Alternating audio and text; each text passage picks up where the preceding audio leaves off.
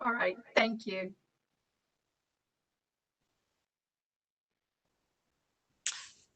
All right, Mr. Floyd, I think at this point in time, there are no further questions for you, so you may step down. All right, thank you. Thank you. All right, Center for Biological Diversity and Appalachian Voices, you may call your witness. Thank you, Chair Mitchell. I will now call to the stand witness Rory McIlmoil on behalf of the Center for Biological Diversity and Appalachian Voices. All right, Mr. McIlmoil, would you please raise your right hand? Do you affirm that the testimony you're going to give shall be the truth, the whole truth, and nothing but the truth? Yeah, there's a extreme feedback there, but yes, I do. Okay, thank you. All right, Ms. Sue, you may proceed. Thank you. Mr. McIlmoil, could you please state your full name and business address for the record? Sure. Rory McIlmoil, 589 West King Street, Boone, North Carolina, 28607. Great. And by whom are you employed and in what capacity? Appalachian Voices as the Senior Energy Analyst. And on February 18th, 2020, did you cause to be pre-filed in the Duke Energy Carolinas docket number E7 sub 1214 direct testimony consisting of 70 pages? I did, yes. Do you have any changes or corrections to your pre-filed direct testimony? No. And are the answers you gave in your pre-filed direct testimony true and correct to the best of your knowledge?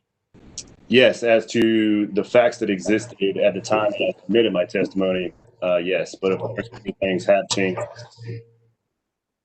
Great. So if asking another way, if I were to ask you the same questions here. This is the court reporter. If you can mute, I'm getting feedback when the two of you are on at the same time. So if you two could mute when you're not speaking, I'd appreciate it. Thank you. Great. Thank you, Joanne. Sorry about that. So Mr. McIlmoil, if I were to ask you the same questions here today, would your answers be the same? Yes. Thank you. Chair Mitchell, I now move for Mr. McIlmoil's pre-filed testimony in docket number E7 sub 1214, consisting of 70 pages, to be admitted into the record in this proceeding, and further move at the appropriate time to be copied into the record as if given from the stand. All right, hearing no objection to your motion, it's allowed. Thank you, Chair Mitchell. Mr. McIlmoil, do you have a summary of your testimony? Yes, I do. Thank you. And can you please give that summary right now to the commission? Sure, thank you. One moment, and just to make sure you're on mute, okay. So I am the Senior Energy Analyst, as I mentioned, at Appalachian Voices, where I do extensive research on energy policy models and analyze the impacts of particular rate structures and policies on families and local communities from an equity and affordability lens. The purpose of my testimony is to address the impacts that Duke Energy Carolina's proposal to increase rates and raise their return on equity will have on low-income households, and specifically on the household energy cost burden that they experience. Energy burden generally means the percent of gross household income that is spent on home energy costs, including all costs for electricity and non-electric heating fuels. While it doesn't get as much attention as issues like poverty or low-income housing, and in fact is wholly rejected by Duke Energy as a definable phrase, household energy burden is a serious, pervasive, and persistent economic problem faced by hundreds of thousands of households across the state. Importantly, though, the term energy burden is recognized by numerous governmental, regulatory, academic, nonprofit, and other entities throughout the United States, and even here in North Carolina. To date, the Commission itself has not explicitly considered energy burden as a factor in rate cases, and that is highly problematic. My research shows that the energy burden problem facing North Carolinians would be grossly exacerbated by Duke Energy Carolina's proposed rate increase. In my testimony, using data provided by the U.S. Department of Energy and GIS Utility Service Area shapefiles, I determined that virtually 100% of the estimated 332,000 low-income households served by DEC, which is 1 out of every 5 households served by the utility, experienced an unaffordable household energy burden in 2016, and more than 40% of those low-income households experience a high household energy burden as defined by the U.S. Department of Health and Human Services.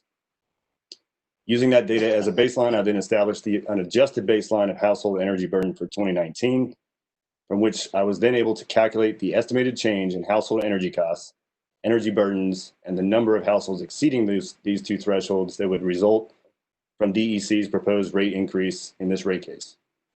As a result of that modeling, I reached three primary conclusions.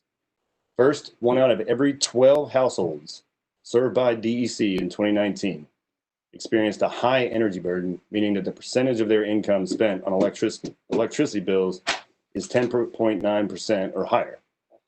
If DEC's originally proposed rates are approved, this would increase to 1 out of every 9 households by 2021 and 1 out of every 8 households by 2025.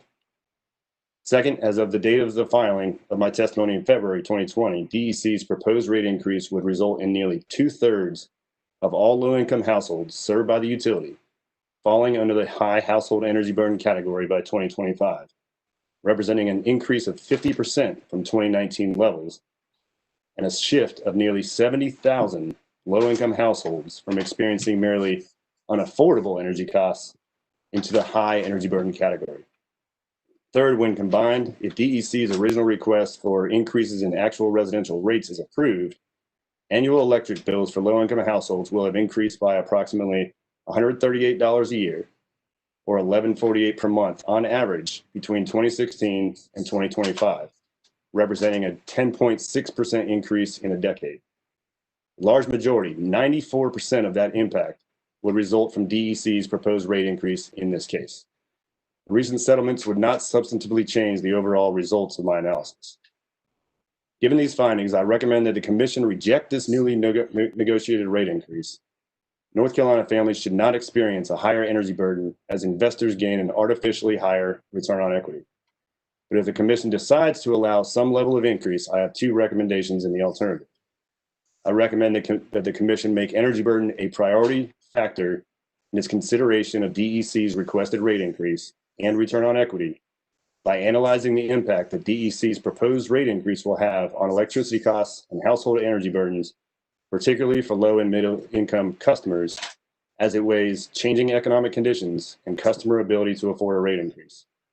And second, I recommend the Commission approve no higher than a 9% return on equity for DEC and a capital structure consisting of no more than a 50-50 debt to equity ratio as originally proposed by the public staff, and consider an even lower ROE that more accurately reflects both current and pre-pandemic market conditions. Thank you for your time. Thank you, Mr. McIlmoil. Chair Mitchell, none of the parties have indicated that they have questions for cross-examination, so we now welcome questions from the Commission. All right, just to be abundance of caution, any cross-examination for the witness? All right, any questions from commissioners? I will call the roll. Commissioner Brown-Bland. I have no questions. Commissioner Gray. No questions. All right, Commissioner Clodfelter. Nothing at this point. Okay. Commissioner Duffley. I have no questions. Commissioner Hughes. No questions. And Commissioner McKissick. No questions. Okay, all right, Mr. McIlmoil, you are off the hook. Thank You you. may step down, sir.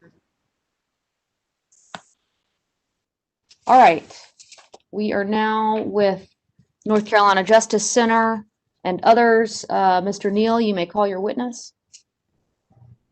Thank you, Chair Mitchell. At this time, we would call Mr. John Howitt to the stand.